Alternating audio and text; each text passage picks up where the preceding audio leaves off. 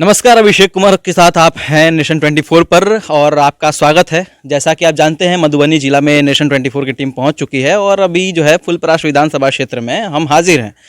काफ़ी सारे प्रत्याशी हैं जो दावा ठोक रहे हैं कि हम जीत के आ रहे हैं और ये जो लय है, इस लय में हम भी पहुंच चुके हैं। जो विधानसभा क्षेत्र है फुलपरास, वहाँ पे जाप जो नेता है यहाँ के कैंची छाप से जो है उठे हुए हैं और ये भी दावा ये ठोक रहे हैं कि इस बार सरकार में ये भी आने वाले हैं और ये प्रतिनिधित्व करने वाले हैं फुलपरास विधानसभा क्षेत्र की। सबसे पहले स्वागत है सर आपका। गौरी शंकर यादव नाम है और इनका, और बात करें तो फुलपरास विधानसभा क्षेत्र से आप जाप कार्यकर्ता और जाप के चुनाव चिन्ह पे आप यहाँ की प्रतिनिधित्व करने की दावेदारी ठोक रहे हैं। बहुत बहुत स्वागत है आपका। आपका भी, आपके पूरे परिवार को भी हमारी तरफ से बहुत बहुत शुभकामनाएं, स्वागत है। धन्यवाद। तो अब हम कुछ सवाल भी करेंगे क्योंकि जनता के बीच से होके आए हैं, तो जनता की कुछ सवाल ऐसे हैं जो प्रतिनिधि तक पहुंचाना बहुत आवश्यक है। तो यहाँ पर जैसा कि हम जानते हैं कि पहले गुलजार देवी थी, इस विधानसभा क्षेत्र का जो प्रतिनिधित्व करती थी वो गुलजार देवी थी। अभी जो है, अभी भी वो खड़ा हो रही हैं, लेकिन वो जो है अब निर्दलीय खड़ा हो रही हैं। अब जो है जेडीयू एनडीए जो है एनडीए से शीला मंडल जी दावेदारी ठोक रही हैं, कृपानाथ पाठक जी कांग्रेस से दावेदारी ठोक रहे हैं, उसमें आप भी हैं, जाप से आप दावेदारी ठोक रहे हैं। टक्कर किससे है आपकी इन सभी में से?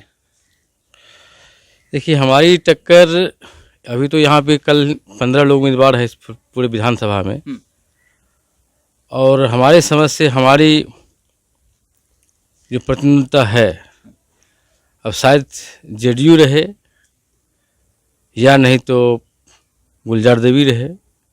हमारे समझ से इससे हमारी प्रतिनिधित्व हो सकती है।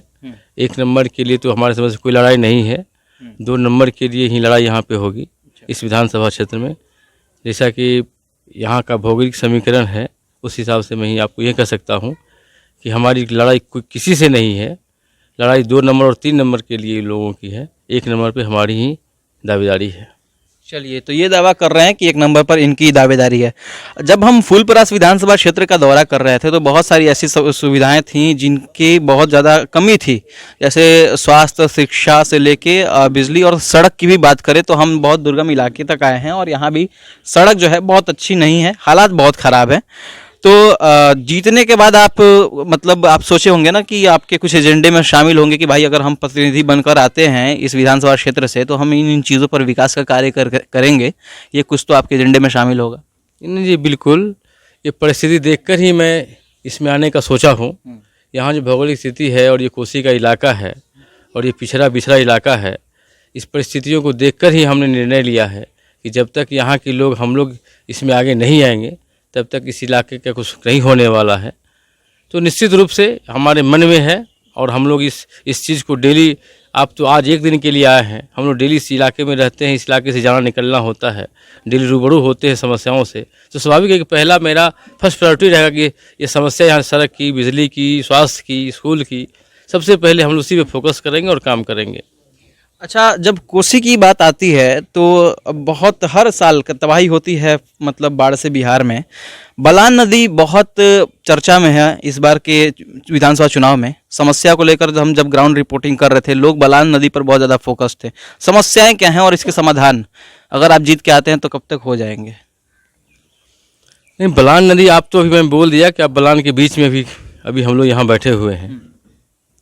ये भूती बलान बोला जाता है और इस इलाके में पेड़ पौधे, तालाब जो भी था सब सूख गया बलान नदी के प्रकोप से। और यहाँ का मिट्टी इतना उपजाऊ है, इसको सही से अगर सिंचाई की सुविधा यहाँ पे मिल जाए किसानों को और नदी को सही से अगर एक डायरेक्शन में लेते हुए अगर आगे तक इसको निकाल दिया जाए तो यहाँ बहुत सारी समस्याएं स्वतः दूर हो जाएगी। अच्छा, चलिए, तो ये आपदा, जैसे बाढ़ जैसी आपदा में अवसर की बात कर रहे हैं, कैसे इसे अवसर में तब्दील किया जा सकता है, ये सोच हर जनप्रतिनिधि की होनी चाहिए। जैसा कि पिछले बार जो है यहाँ से जो गुलजार देवी थी, उनका कहना ऐसा है कि हमने बहुत सारे विकास के कार्य किए हैं और कुछ तमाम छोटी मोटी चीज़ें बची रह गई हैं। तो आखिर आपके नज़र में कितना विकास हो पाया है, कितना विकास नहीं हो पाया है आपके विधानसभा क्षेत्र में, ज़रा हमें ये बताइए। देखिए, वो पिछले 2 टर्म से विधायिका रही हैं, इस क्षेत्र का प्रतिनिधि करते आ रही हैं, तो स्वाभाविक है कि कुछ न कुछ काम तो की ही है।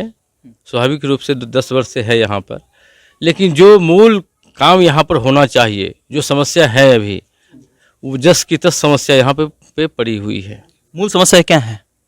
जो सड़क व्यवस्था है इस इलाके में, जो स्वास्थ्य व्यवस्था है इस इलाके में, जो शिक्षा है व्यवस्था है इस इलाके में, सारा कुछ धस पड़ चुका है यहाँ पर। अच्छा, तो ये जो आज सबसे पहले स्वास्थ्य की जब बात कर रहे थे, तो यहाँ से प्राथमिक चिकित्सा जो केंद्र है वो कितने दूर पे है यहाँ से? यानी यहाँ से तो आपको दूरी यहाँ से 15 किलोमीटर की दूरी पर है, जो घोड़िया में है, PHC है, और शायद वहाँ पर आप जाएंगे तो वहाँ कोई जांच की सुविधा है।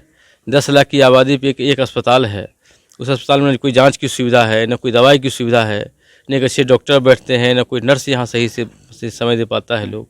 तो क्या आप स्वास्थ्य की क्या बात करेंगे? 10 लाख लोगों पे एक हॉस्पिटल है, उसमें न कोई दवा है, न कोई जांच है, तो क्या स्वास्थ्य की क्या व्यवस्था है यहाँ पर? चलिए, तो अगर आप जीत कर आते हैं तो आप यहाँ की इस विधानसभा क्षेत्र के लिए आप मतलब स्वास्थ्य के मद्देनजर रखते हुए और क्या क्या आप मतलब कह रहे हैं? अभी तो आपको बहुत सारे लोग देख रहे हैं, तो आपके विधानसभा क्षेत्र के लोग भी देखेंगे, तो यही पूछना चाहता हूँ, स्वास्थ्य को लेकर क्या क्या चीज़ें करेंगे आप यहाँ के लिए?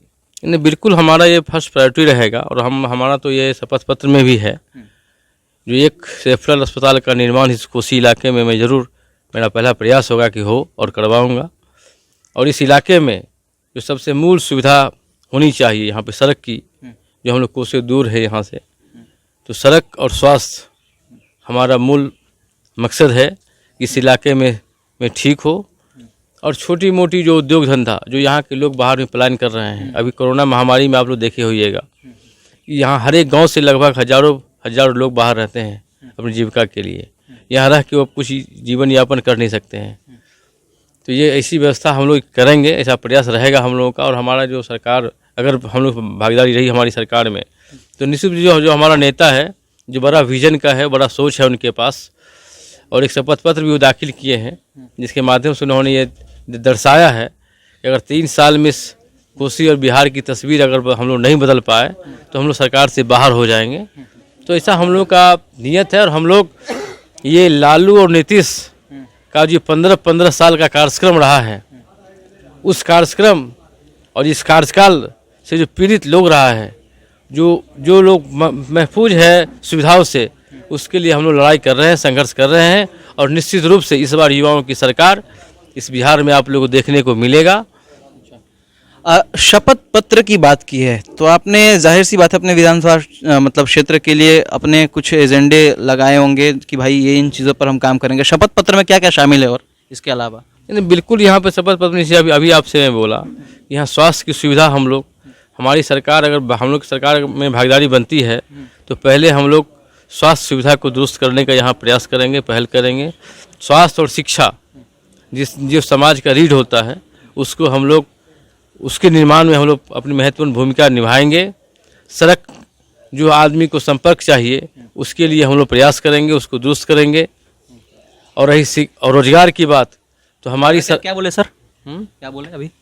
सड़क और स्वास्थ्य, इस सड़क और स्वास्थ्य ये हम लोग प्रायोरिटी में है।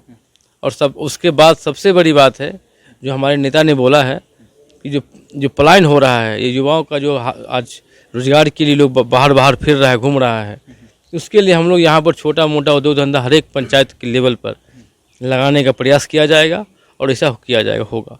चलिए, फूलपरास विधानसभा क्षेत्र से अब थोड़ा बिहार की राजनीति पर भी बात कर लेते हैं। तो जैसा कि अभी जिस तरह से कोरोना महामारी थी और जो जनप्रतिनिधि थे उस तरह से एक्टिव नहीं हो पाए थे, क्योंकि यहाँ से बहुत सारे लोग पलायन करके बाहर जाते हैं कमाने और फिर कमाकर वापस भी आते हैं दिवाली छठ में साल में 1 बार 2 बार। लेकिन तमाम जनप्रतिनिधि जो है घर पर बैठे थे। विपक्ष ने भी कहा था कि हम कोशिश कर रहे हैं, लेकिन वहाँ भी वो प्रभावी नहीं हो पाए। पप्पू यादव जी जो हैं, उन्होंने पूरे कोरोना काल में बहुत ज़्यादा क्षेत्र का भ्रमण किया और सुविधाएं मुहैया कराई। इसका फ़र्क जो है विधानसभा क्षेत्र पे पड़ेगा? और क्या विधानसभा क्षेत्र जो फूलपरास है, यहाँ के लोगों ने उनके इस प्रभावी तरीके का मतलब जो भी काम उन्होंने किया है उसका लाभ उठा पाए हैं क्या? नहीं, बिल्कुल। अब तो चुनावी मौसम है, चुनावी माहौल है। 10-12 दिन के बाद आप लोगों को यहाँ चुनाव खत्म हो जाएगा, और पिछले 10 नवंबर को इसका रिजल्ट भी आ जाएगा। तो आप लोग को खुद स्वतः दिखाई देगा कि ये पप्पू यादव का क्या किया हुआ है और क्या रिजल्ट आने वाला है। ये तो स्वतः आप लोग कुछ दिन में दिखाई दे, इसका रिजल्ट मिलेगा आप लोग को। जो लाभ मिला है इस विधानसभा क्षेत्र? बिल्कुल लाभ मिला है। जो किया हुआ काम होता है उसका लाभ मिलता है, और जो उन्होंने मेहनत किया है और बिहार और बिहारियत को बचाने के लिए जो उन्होंने संघर्ष किया है, इसका लाभ उन्हें ज़रूर मिलेगा। हम लोग को लाभ मिल रहा है। यहाँ पे चर्चाएं हैं और ख़ास करके युवा वर्ग में, यहाँ का युवा जो आज जाति और पार्टी से की प्रथा से तंग तबाह है, इस सिस्टम से लोग से उब चुका है और इन दोनों पार्टी से अलग होना चाहता है। और अच्छा हम लोगों ने विकल्प दिया है, लोगों के बीच एक विकल्प दिया है और लोग स्वतः हम लोग को एक्सेप्ट कर रहे हैं। तो जाति के मुद्दे पे चुनाव लड़ा जा रहा है या फिर विकास के मुद्दे पर? नहीं, यहाँ तो विकास के मुद्दे पे हम लोग का मुद्दा विकास का मुद्दा है। आपका मुद्दा विकास का मुद्दा, बाकी पार्टियों का नहीं, वो लोग तो जाति आधार अपनी अभी बात करते हैं वो लोग जाति, और इसको जनता नकार चुकी है। अब इन लोगों को 10 तारीख को जब खुलेगा बैलेट बॉक्स तो समझ में आ जाएगा कि क्या जनता क्या चाहती है। चलिए, मतलब आप दावा कर रहे हैं कि आप जीत रहे हैं? नहीं, बिल्कुल 100 का 100 ये दावे नहीं, आप तो को दिखाई दे देगा कि हम लोग यहाँ से फुलपरास विधानसभा से कैंची छाप हम लोग अच्छे मत से यहाँ पे निकलेंगे, ये हम लोग का पूरा विश्वास है। ऐसा यहाँ का युवाओं का विश्वास है। अच्छा, जो प्रत्याशी जी हैं इनके समर्थक भी पीछे बैठे हुए हैं, इनसे ही पूछ लेते हैं कि दावा जैसे कर रहे हैं सर, बताइए ना क्या विधानसभा क्षेत्र के हालात है? हालात विधानसभा का अवगत हैं सर आप, कि विधानसभा जो हम लोगों का 30 वर्षों से हम लोगों का चाहे किसी की सरकार रहा है, हम लोगों का विकास के प्रति किसी का ध्यान नहीं है। कोसी और बुद्धि खास करके न वहाँ कोई सड़क है, न कोई सुविधा है, कोई अस्पताल है, कोई शिक्षा का सभी चीज, कोई किसी तरह का विकास कोई प्रतिनिधि अभी तक नहीं किया है। और हम लोगों ने तय किया है इस क्षेत्र का, और 5 वर्ष पर चुनाव होती है कि जनताओं को अधिकार है कि आपको नहीं विकास किया है तो दूसरे प्रतिनिधि को आपको वोट दे करके उसको जिताना है। चलिए, ये अच्छी बात है। आप कुछ कह रहे थे? जी, कहना चाह रहे हैं कि आज़ादी के 7 दशक बीतने के बाद भी कोसी बुथी का इलाका हम लोग एक तटबंध 2 तटबंध के बीच में नहीं आ पाए। यहाँ प्रत्येक वर्ष बाढ़ की विभीषिका हजारों लोगों की ज़िंदगी बर्बाद कर देती थी, जिसमें सिर्फ और सिर्फ इंजीनियर गौरीशंकर यादव के नेतृत्व में भूतही बलान कोसी प्रीत आंदोलन संघर्ष समिति बना और दिसंबर 18 में 4 घंटा NH जाम हुआ और हमारी मांग और 56 गाँव की मांग सरकार तक पहुंची। 56 गाँव की समस्या को हमारे 30 साल या कहिए कि जब से बिहार विधानसभा का चुनाव शुरू हुआ तब से अभी तक किसी ने भी सदन में सभा में उठाने का काम नहीं किया था। और हम लोग इंजीनियर गौरीशंकर यादव के नेतृत्व में जो आंदोलन शुरू किए हैं 56 गांव के मुद्दा को, हमारे साथ 56 गांव के सभी जाति धर्म समुदाय के लोग हैं और हम लोगों का जीत सुनिश्चित है। अब चलिए को पर्सनल क्वेश्चन थोड़ा पूछ लेते हैं गौरीशंकर यादव जी से। सर, आप इंजीनियर रह चुके हैं, तो कहाँ से बीटेक किया था? मैंने बेंगलोर से किया था और मैं टेक्सटाइल्स में बीटेक किया हूँ। अच्छा। उसके बाद राजनीति में आपका रुझान हो गया है। ये रुझान कब शुरू हुआ कि बाद में फिर ऐसा? देखिए, एक्चुअली मैं स्पोर्ट्समैन भी था, मैं नेशनल अवार्ड भी ले चुका हूँ कई गेमों में। बताइए ना। मैं जेवलिन थ्रो में नेशनल अवार्ड लिया हूँ। मैं चेस चैंपियन था कर्नाटका का। मैं कबड्डी चैंपियन था कर्नाटका से, खेला हूँ। साउथ जोन का क्रिकेट खेला हूँ।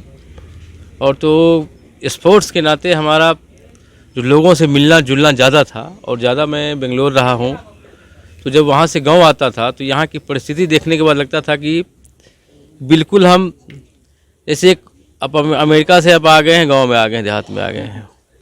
तो हम सोचते थे कि हमारी गांव की स्थिति ऐसा क्यों है, यहाँ के लोग भी तो ऐसे ही हैं जो वहाँ के लोग हैं। तो इस परिस्थिति में भारी अंतर देखने को हमको मिला। तो हमने डिसाइड किया कि जब नौकरी करने से तो ये सब बदलाव हम नहीं ला सकते, चीज़ें नहीं ला सकते हैं, तो कुछ ऐसा हो जो कि लोगों की ज़िंदगी में हम बदलाव लाएँ। तो बस हमने यही डिसीजन लिया कि नहीं, चलो कि अच्छा फेयर राजनीतिक हो या फेयर पॉलिटिक्स हो। तो बस यही था वजह। बहुत अच्छी सोच है, बहुत अच्छी सोच है। तो जो है आप अभी देख रहे थे चुनावी कार्यक्रम जो है नेशन 24 के साथ चुनावी मंथन, और उसके साथ मैं अभिषेक कुमार अभी आपको यहाँ पर फुलपरास विधानसभा क्षेत्र में मधुबनी में हूँ। और जैसा कि गौरीशंकर जी से बात हुई तो बता रहे हैं कि पहले नंबर पे जो है ये दावेदारी ठोक रहे हैं और लड़ाई दूसरे और तीसरे नंबर की बता रहे हैं। तो देखते हैं क्या होता है। 10 नवंबर को जो रिजल्ट आएगा उसके बाद पता चल पाएगा कौन से विधानसभा क्षेत्र से सत्ता के पे जो है काबिज कौन हो पाए हैं। तब तक के लिए हमारे खास कार्यक्रम जो है चुनावी मंथन आप देखते रहिए। आपके साथ अभिषेक कुमार लगातार मधुबनी से अब प्रस्थान करेंगे और अन्य जगहों पर भी आपको जनता से रूबरू कराएंगे और प्रतिनिधि से भी। धन्यवाद।